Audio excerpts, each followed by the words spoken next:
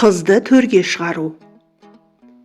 Нұх пайғамбардың Хам, Сам, Жаппас деген үш ұлы және Уәсила деген қызы болыпты. Пайғамбар үнемі қызына құрмет көрсетіп, оған мүлде дауыс көтермейді екен. Қызы да әкенің қалауын қабағынан түсінетін сұңғыла болып өседі.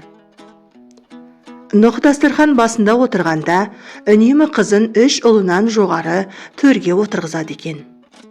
Бұл үлкен ұлы Самның көңіліне күдік салыпты. Уәсиланың жасы бізден кіші, неге менен жоғары отыру керек? Әкеміз бізді алалайдау, деп ойлайды. Бір күні дастарханда отырғанда, әке, Уәсила кіші болса да, неге бізден жоғары отыру керек? Ұлдың мәртебесі әрқашан биік емес пе? дейді. Нұх сонда: біздің ырзық несібеміздің көп болуы Уәсилаға байланысты. Құт қызды жағалап жүреді. Оны босағаға отырғызсаң, шамданады. Төрге шығарсаң, қуанады. Орны жайлы болса, дастарханнан ас тағамды үзбейді. Тұрмысыңды түзейді, депті. Содан бастап, Нұхтың үш ұлы қарындасын төрге шығарып, құрмет көрсететін болыпты.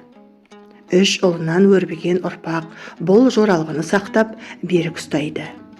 Қазақ арасында қызыңды төрге отырғыз, қызды босағаға отырғызба деген талап ырымдар осыдан шыққан екен.